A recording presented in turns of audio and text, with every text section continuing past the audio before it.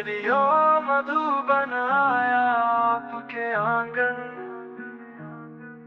आया खुशियों की बहार, खिला मन का गुलशन। सुनते रहो, मुस्कुराते रहो, रेडियो मधुबन। लोग विशेष मंदार की ओर आए हैं और मंदार में जैसे कि गांव का संगी न्यूज़पेपर चलता है और जिसमें गोविंद जी लीड करके काम कर रहे हैं और काफ़ी समय से उन्होंने एक सोशल मीडिया का बहुत ही अच्छा मंच तैयार किया है और यहाँ आसपास में जो अपने रेवदर ब्लॉक है वहाँ पर उनकी सेवाएं चलती हैं और सारे लोग जो है उनसे बहुत ही अच्छी तरह से खुश भी हैं, क्योंकि छोटे मोटे जो दुकानदार हैं या फिर गाँव के लोग हैं उनकी जो न्यूज़ है कहीं छपती नहीं थी। आज गाँव का संगी एक ऐसा न्यूज़पेपर है, हर 15 दिन में वो निकलता है और 15 दिन में जो है लोगों को अपनी न्यूज़ देने का एक अच्छा मंच मिल रहा है। तो आइए इस विषय पे मैं ये जानना चाहूँगा कि गोविंद जी से सबसे पहले तो उनका स्वागत है रेडियो मधुबन के इस विशेष मुलाकात कार्यक्रम में। और मैं चाहूँगा कि गोविंद जी आप अपने बारे में बताइए हमारे सभी श्रोताओं को। जी नमस्कार रमेश जी, मेरा नाम गोविंद कुमार है। मैं गाँवों का संगी न्यूज़पेपर का संपादक हूँ। साथ ही मेरा एक यूट्यूब चैनल भी चलता है GKS न्यूज़ जी, गाँवों का संगी न्यूज़। साथ ही एक फेसबुक पेज है गाँवों का संगी। और हमारा जो उद्देश्य है वह ग्रामीण क्षेत्र में लोगों को सशक्त करना है, लोगों को सामाजिक, आर्थिक और राजनीतिक न्याय दिलाना है, जो कि भारत के संविधान की मुख्य प्रस्तावना है, जो कि उद्देश्य हैं। आज मेरा जो सिरोही जिला है वह पूरा ग्रामीण क्षेत्र है। यहाँ पर 162 ग्राम पंचायतें हैं, जिसमें 500 से ऊपर ग्रामीण गाँव हैं। और यहाँ की जो साक्षरता दर है वह भी काफ़ी कम है, और विशेषकर महिला साक्षरता दर, जिसके लिए मैं आभारी हूँ मधुबन रेडियो का भी, जो मधुबन रेडियो विशेषकर आदिवासी बेल्ट आबू रोड में विशेष कार्य कर रहा है, वहाँ शिक्षा और महिला सशक्तिकरण का प्रयास कर रहा है। जैसे हमने कुछ समय पूरा आपके 8 वर्ष पूरे होने पर रेडियो मधुबन के पता किया, जानकर खुशी हुई कि रेडियो भी, जैसे रेडियो मधुबन जो सामुदायिक रेडियो है, इस प्रकार का सामाजिक सरोकार का कार्य कर रहा है। मैं अपने बारे में ये बताना चाहूँगा कि 4 नवंबर 2013 को हमने गाँवों का संगीत समाचार पत्र का प्रकाशन शुरू किया। मैं इससे पूरे उदयपुर में था। मैंने इसलिए शुरू किया कि मैंने देखा कि मेरे इस क्षेत्र में काफ़ी विषमता है, काफ़ी पिछड़ा ये क्षेत्र है, काफ़ी चीज़ों से अछूता है, जिससे ये चीज़ें बाहर उभर कर आनी चाहिए। मेरा सिरोही अपने तलवार की पहचान के लिए विश्व प्रसिद्ध हैं। यहाँ की तलवार काफ़ी प्रसिद्ध हैं। साथ ही मेरे सिरोही के माउंट आबू में नक्की झील है, जो कि काफ़ी प्रसिद्ध है। साथ ही माउंट आबू पर्यटन स्थल भी है। और मैं यदि बात करूँ मेरे इस रेवदर तहसील के मंडार की, तो मंडार सिरोही जिले की दूसरी सबसे बड़ी ग्राम पंचायत है, और रेवदर तहसील की तो सबसे बड़ी ग्राम पंचायत है ही। यहाँ के सरपंच है राजाराम कोहली। यहाँ कुल 21 वार्ड पंच हैं, और मेरे गाँव की जो आबादी है वो 15,000 से ऊपर है। इसमें लीलाधारी महादेव का मंदिर है, भगवान शिव का, जो कि बहुत ही प्रसिद्ध मंदिर है। यहाँ पर दूर दराज से भी लोग दर्शनार्थ आते हैं, और हर सोमवार को तो यहाँ विशेष रूप से मेला भी लगता है। और महाशिवरात्रि के अवसर पर कहा जाए तो मुझे लगता है कोई ही ऐसा भक्त होगा जो बाकी रहे, वरना सभी यहाँ दर्शनार्थ आते हैं। विशेषकर अपने BK ब्रह्मा कुमारी से भी यहाँ पे प्रोग्राम होते रहते हैं। हमारे यहाँ पर हर जाति के लोग निवास कर रहे हैं, 3600 कौम के हैं। और यहाँ पर एक आदर्श राजकीय उच्च माध्यमिक विद्यालय है, साथ ही प्राथमिक विद्यालय भी हैं, एक राजकीय आदर्श बालिका विद्यालय भी हैं, जहाँ पे विशेषकर बालिकाओं के लिए हैं। साथ ही मैं आपको बताना चाहूँगा कि यहाँ पर रिको औद्योगिक क्षेत्र भी हैं, जहाँ पर उद्योग भी स्थित हैं। जैसे एक मैं आपको बताना चाहूँगा, जो टूटी फूटी का व्यवसाय पपीता से जो बनता है, जो पान और उसमें यूज़ होता है, आइसक्रीम में भी यूज़ होता है, हमारे सैफुद्दीन भाई बोरा हैं, उनका एक फैक्ट्री है। साथ ही एक रूबी सुपारी जो कि काफ़ी प्रसिद्ध है, साथ ही एक रसीली सुपारी जो हातिम भाई बोरा की है। और मेरे मंडार जो यहाँ से एक हाईवे भी गुजरता है, जो सीधा कांडला को जोड़ता है, जिससे मंडार की एक विशिष्ट पहचान है। मंडार में उप तहसील हैं, और मंडार में पुलिस थाना है।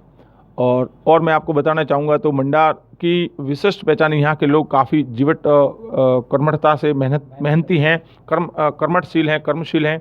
और मंडार के लोगों ने हर क्षेत्र में अपनी पहचान बनाई है। और भी आप बताएं कि किस प्रकार, और कुछ बताएं। जी गोविंद जी, बहुत ही अच्छी बात आपने बताया कि मंदार जो है अपने आप में सशक्त भी है, मजबूत भी है। लेकिन इन सभी के बावजूद, जैसे कि आपने काफ़ी अच्छी बात बताया कि यहाँ पर इंडस्ट्री भी है, रिको का जो है इंडस्ट्री चलता है, और साथ ही साथ लोग जो है बहुत मेहनती है। लेकिन इन सभी के बावजूद, जैसे कि आपने बोला, शिक्षा के क्षेत्र में भी बड़े स्कूल है, बालिकाओं के लिए अलग स्कूल हैं, और इन सभी के बाद मैं चाहूँगा कि जैसे कि कुछ ना कुछ जो युवाओं में क्या जिज्ञासा है, वो क्या चाहते हैं, वो क्या करना चाहते हैं, और उनको किस तरह का एक प्लेटफॉर्म कहो या एक अवसर कहो, किस तरह का उनको मिलने से मंदार की जो युवा है, मंदार के जो युवा लोग हैं, वो अपनी उन्नति कर सके, अपना मंदार का नाम ऊंचा कर सके। आपको क्या लगता है?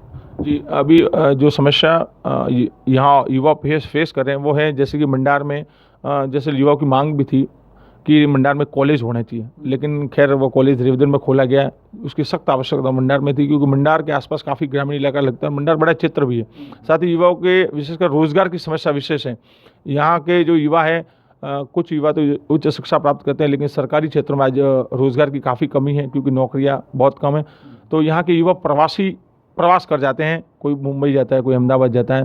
तो युवा इस चीज़ को काफ़ी फेस कर, साथ ही कुछ जैसे युवा आज रोज़गार को लेकर जब तनावग्रस्त भी रहते हैं, तो इसके लिए मेडिटेशन होना भी बहुत ज़रूरी है, क्योंकि तनाव एक ऐसा कहते हैं घातक रहता है, जिससे व्यक्ति बुरे दौर में गुजर जाता है।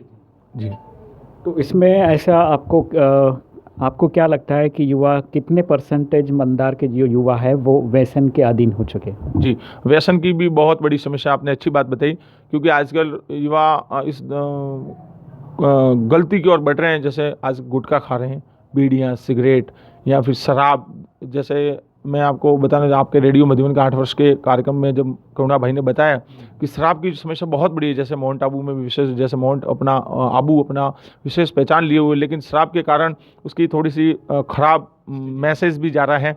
और ये मेरे मंडार में भी समस्या है। मंडार में भी युवा इस लत के पीछे पड़ गए हैं, और आजकल तो ड्रग्स, स्मैक, ऐसी चीज़ों के पीछे, अफीम, जिससे युवा अपना कैरियर ख़राब कर रहा है, अपनी ज़िंदगी ख़राब कर रहा है। तो इसके लिए भी कुछ उपाय होने चाहिए। गोविंद जी, बहुत ही अच्छी बातें हो रही हैं। हो सकता है कि हमारी बातें सुनकर कई युवा नाराज़ भी हो जाए कि हम ऐसे नहीं हैं, लेकिन परसेंटेज हम लोग बात कर रहे हैं। हो सकता है कि आप उसमें नहीं हो, तो बहुत अच्छी बात है। आप उन लोगों को बाहर निकालने के लिए हेल्प करें। आप गाँव का संगी इस न्यूज़पेपर से जुड़कर अपने युवाओं का एक ग्रुप बना सकते हैं। सोशल मीडिया पर आप अपनी अच्छी बात जो है उस पर रिप्रेजेंट कर सकते हैं कि मैं एक युवा हूँ और मैं ये काम कर रहा हूँ और मैं ऐसा करना चाहता हूँ। आप अपने ख्वाबों को बताइए, अपने विचारों को बताइए, और उसके माध्यम से दूसरे युवा भी जुड़ेंगे और सरकार को भी ये लगेगा कि मंदार के युवा जो है जागरूक हैं और वो कुछ करना चाहते हैं। तो ये चीज़ें अगर हो जाती हैं, कहीं ना कहीं एक मंच पे आके आपको अपना प्रॉब्लम बताना होगा। जब आप प्रॉब्लम बताएंगे तो सोल्यूशन भी अपने आप आएगा। एक चीज़ और मैं बताना चाहता हूँ, जैसे अभी वर्तमान समय में पूरे भारत में ये समस्या है, लेकिन मेरे इस विशेष मंडार में समस्या इसी वर्ष से स्टार्ट हुई है। 6 जनवरी की घटना है 2019, जब एक बालिका के साथ छेड़छाड़ की घटना होती है और उसको मारने की भी कोशिश की जाती है। ये बड़ी दुखद शर्मनाक स्थिति है। साथ ही अभी एक मंडार के पास के एक गांव में भी एक बालिका के साथ दुष्कर्म हुआ, बताया जाता है उसमें गैंग रेप भी हुआ है, मतलब सामूहिक दुष्कर्म की स्थिति हुई है, जो बहुत ही घटिया मतलब स्थिति है। और ऐसे लोगों द्वारा किया जा रहा है जो युवा हैं।